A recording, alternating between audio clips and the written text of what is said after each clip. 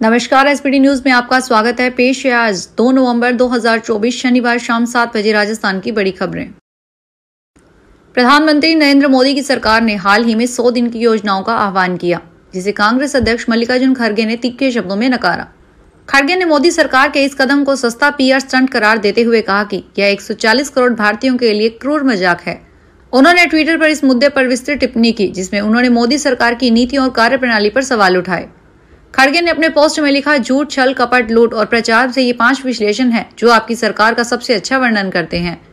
उन्होंने आरोप लगाया कि मोदी सरकार ने 100 दिवसीय योजनाओं के बारे में जो घोषणाएं की है वे केवल लोगों को आकर्षित करने के लिए है, जबकि वास्तविकता इससे बिल्कुल अलग है।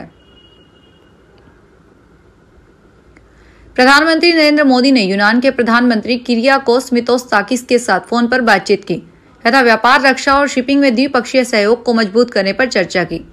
मोदी ने एक्स पर अपने पोस्ट में लिखा, कल प्रधानमंत्री मित्सोताकिस के साथ सार्थक बातचीत हुई। भारत यूनान रणनीतिक साझेदारी को मजबूत करने के लिए प्रतिबद्धता जताई गई। हमारा लक्ष्य व्यापार, रक्षा, शिपिंग और कनेक्टिविटी भी अपने सहयोग को गहरा करना है। यूनान यूरोपीय संघ के भीतर भी भारत के लिए एक मूल्यवान भागीदार है। यूनान के प्रधानमंत्री कार्यालय ने कहा कि श्री मित्सोताकिस ने निकट भविष्य में भारत में मुंबई और बेंगलोर में अपने देश द्वारा 2 नए वाणिज्यिक दूतावास खोलने पर चर्चा की। उन्होंने 2025-26 की अवधि के लिए संयुक्त राष्ट्र सुरक्षा परिषद के गैर स्थायी सदस्य के रूप में ग्रीस के कार्यकाल के संदर्भ में दोनों देशों के बीच सहयोग पर भी चर्चा की। जोधपुर में सरकारी अस्पताल के हेल्पर ने यूट्यूब देखकर मरीज की ईसीजी कर दी। परिजनों ने जब उसे यूट्यूब देखकर ईसीजी के उपकरण लगाते देखा तो टोका और कहा, तुम्हें ईसीजी करनी नहीं आती, फिर ऐसे तो तुम मरीज को मार दोगे। इस पर हेल्पर ने स्टाफ न होने की बात बताई। मामला पावटा स्थित सैटेलाइट हॉस्पिटल के गुरुवार दोपहर का बताया जा रहा है। वीडियो सामने आने के बाद medical college principal BS Jodha ने जांच पर कार्रवाई की बात कही। घटना से जुड़े 2 अलग अलग वीडियो सामने आए हैं। एक खुद मरीज ने और दूसरा उसके साथ आए परिजनों ने बनाया है। संसद का शीतकालीन सत्र इस साल 25 नवंबर से 23 दिसंबर तक आयोजित होगा। यह सत्र संसद की पुरानी इमारत के केंद्रीय हॉल में शुरू होने की संभावना है। यहाँ 1949 में संविधान को अंगीकृत किया गया था। 26 नवंबर को पहले राष्ट्रीय कानून दिवस के रूप में मनाया जाता था, लेकिन 2015 में मोदी सरकार ने इसे संविधान दिवस के रूप में मनाने का निर्णय लिया।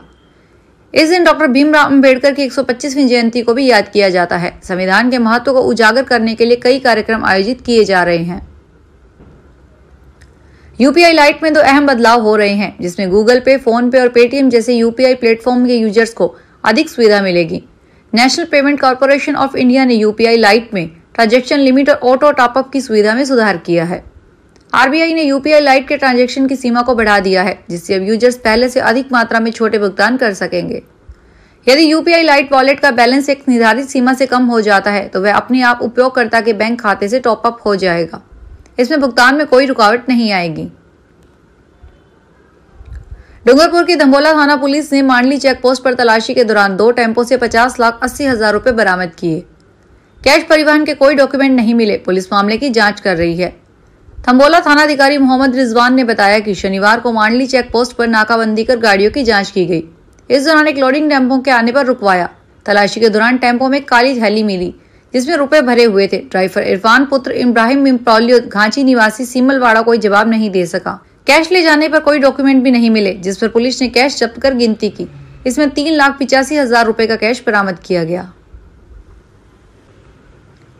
राजस्थान में अजमेर जिले के पुष्कर में लगने वाले सबसे बड़े पशु मेले की शुरुआत आज यानी शनिवार को हो चुकी है। इसी के साथ ही देश के विभिन्न हिस्सों में पशुपालक अपने पशुओं को लेकर पुष्कर के रेतीले धोरों पर पहुंचे हैं। मेले की शुरुआत होने के साथ ही पशुओं की चौकियां लगना शुरू हो गई है। अंतर्राष्ट्रीय पुष्कर मेले में पशु बिकने के लिए बड़ी संख्या में पशुपालक अपने जानवरों को मेले लेकर आते हैं। देश के सबसे बड़े पशु मेले में करोड़ों रुपए के पशुओं की खरीद फरोख्त होती है। इस बार भी पुष्कर पशु मेले में अजमेर के बड़लिया स्थित टंडन स्टड फार्म हाउस से 1 करोड़ रुपए का घोड़ा मेले में बिकने के लिए तैयार है। राजस्थान में आज अन्नकूट उत्सव मनाया जा रहा है। भगवान को 56 भोग की झांकी सजाई जा रही है। प्रदेश के अलग अलग हिस्सों में दीपावली के दूसरे दिन अन्नकूट, गोवर्धन पूजा, गाय रेस और पटाखा युद्ध जैसे आयोजन होते हैं। अन्नकूट के रूप में अलग अलग पकवान बनाकर भगवान को भोग लगाया जाता है और गांव शहर के लोग मंदिर में ही प्रसाद ग्रहण करते हैं।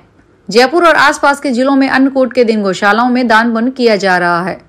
यहाँ से गोबर लाकर घर घर में आंगन और गोवर्धन भगवान की प्रतिमा बनाई जाएगी। शाम को गोवर्धन पूजा की जाएगी। टोंक में जयपुर कोटा नेशनल हाईवे 52 पर एक कार से 1,62,000 रुपए से ज्यादा की राशि और 25 लाख के सोने चांदी के जेवर जब्त किए गए हैं।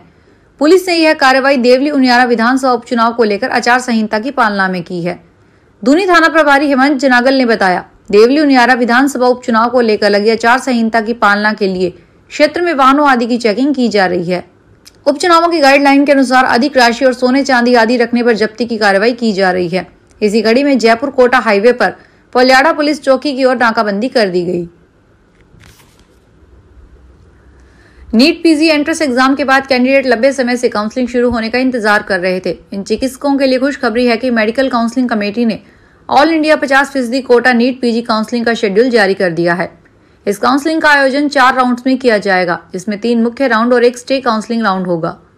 एजुकेशन एक्सपर्ट देव शर्मा ने बताया कि नीट पीजी काउंसलिंग राउंड 1 के लिए ऑनलाइन रजिस्ट्रेशन प्रक्रिया शुरू हो चुकी है और यह 17 नवंबर तक जारी रहेगी। शर्मा ने बताया कि एमसीसी की ओर से जारी किए गए काउंसलिंग शेड्यूल के अनुसार पीजी एकेडमिक सेशन 2024-25 की क्लासेस 20 दिसंबर से शुरू होगी। गंगापुर सिटी शहर में उदयी मोड़ क्षेत्र में मनोरथ हनुमान मंदिर के सामने जलदाय विभाग की पाइपलाइन क्षतिग्रस्त हो गई। इस कारण प्रतिदिन जलापूर्ति के दौरान हजारों लीटर पानी व्यर्थ बह गया। शिकायत करने के बाद भी क्षतिग्रस्त पाइपलाइन की मरम्मत नहीं की जा रही है। इसके कारण सड़क पर न केवल गंदगी और कीचड़ हो रहा है, बल्कि पानी भी व्यर्थ बह रहा है। जानकारी के अनुसार उदयी मोड़ पर मनोरथ सिद्ध हनुमान मंदिर के सामने अग्रसेन कॉलोनी की ओर से जाने वाले रास्ते पर जलदाय विभाग की बड़ी राइजिंग लाइन बिछी हुई है। दीपावली और अगले दिन हुई आतिशबाजी के चलते सीकर के नानी बीहड़ में स्थित कचरा डिपो में 2-3 दिन में कई बार आग लगने की घटनाएं सामने आई।